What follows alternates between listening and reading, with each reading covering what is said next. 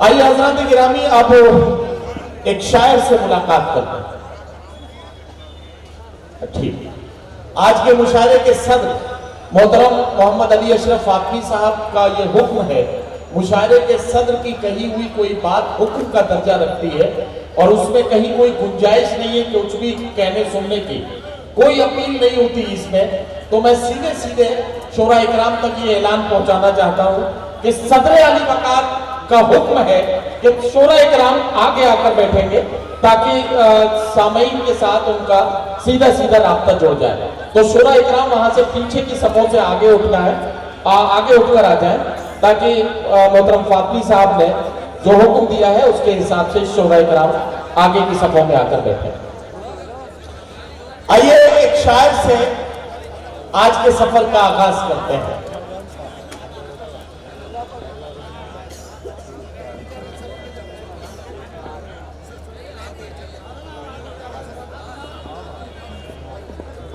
आगे जी, अच्छा ठीक है।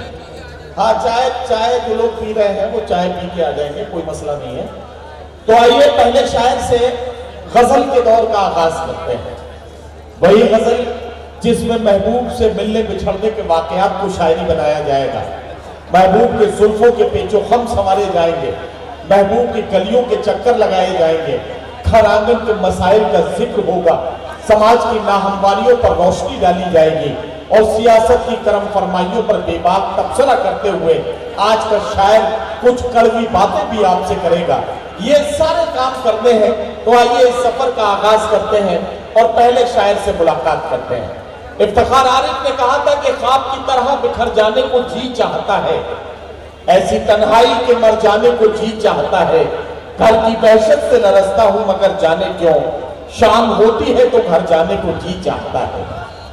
इस दयाल के एक नुमाइंदा शायर के साथ मैं इस सफर का आगाज करता हूं ताकि हक़ मेजबानी भी अदा हो जाए और हम अपने मुशायरे के बाहरिया दौर का आगाज कर सकें। यहां से मुझे यह भी अंदाजा लगाना है कि आज की रात आप मेहमान शोरा इकराम के साथ क्या सलूक करने वाले हैं। तो मैं जनाब उज़ैर सालिम से गुजारिश कर रहा हूं तशरीफ लाएं और अपने खूबसूरत कलाम से नवाजा। जनाब उज़ैर सालिम।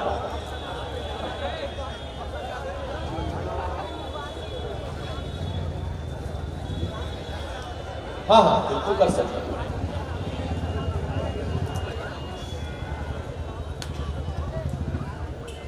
साउंड ऑपरेटर जरा सा माइक को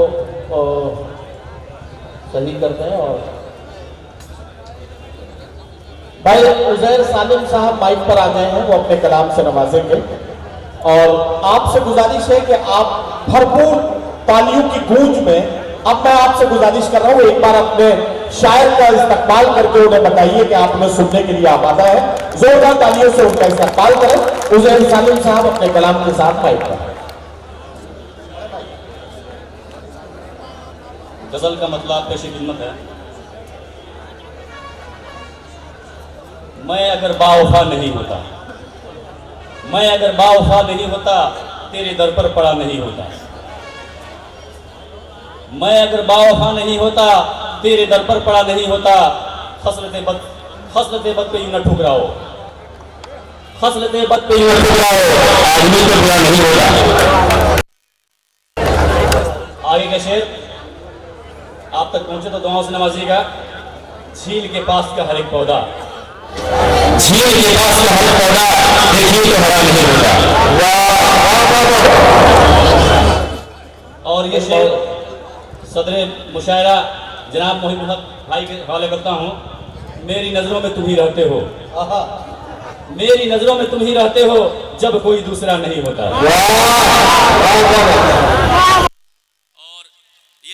ये शेर बतौर खास दौलत इल्म जरूरी है।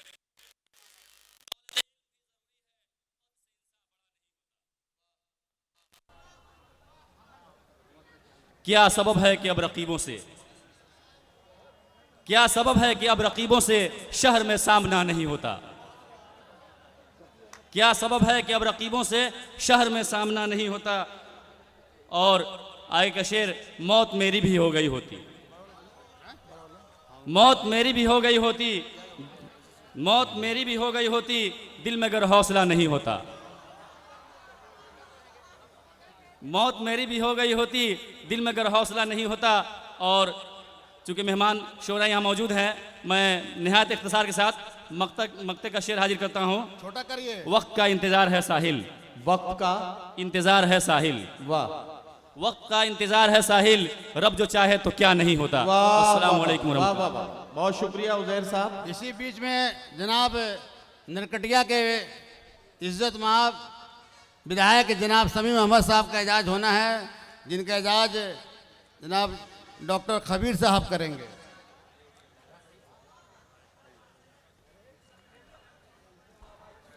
जौहर कानपुरी साहब, मोहतरमा शबीना अदीब, राही बस्तवी साहब, ये सभी लोग यहाँ मौजूद हैं। इनका और मीसम गोपालपुरी साहब भी मौजूद हैं। इन लोगों का भी एजाज होना है। जनाब आफ्ताब हसन साहब से गुजारिश है कि जनाब मीसम गोपालपुरी साहब का एजाज करेंगे। जनाब आफ्ताब हसन साहब। वसील खान साहब से मैं गुजारिश करूंगा, जाइए ना भाई। जौहर कानपुरी साहब के एजाज वसील भाई करेंगे।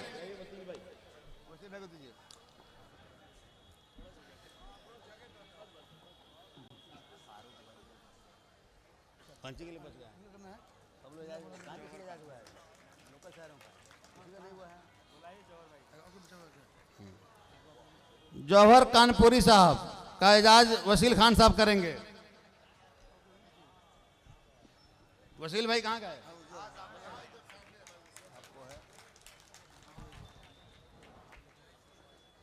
राही बस्तवी साहब के एजाज गुड्डू खान करेंगे। आइए राही साहब।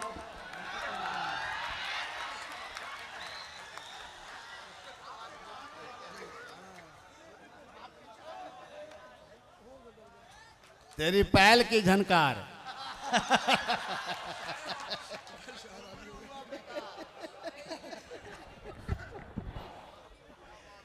अच्छा, राही बस्तवी साहब का कमाल है कि लोग इन्हें राही बस्तवी साहब के नाम से कम जानते हैं, पायल की झनकार के नाम से ज्यादा जानते हैं।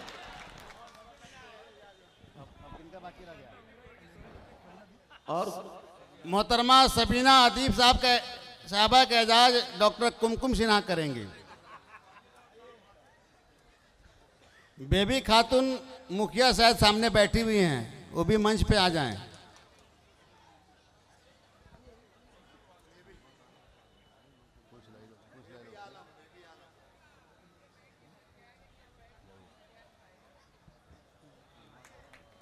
हमको लगता है रखो ना, देखा जाएगा अभी।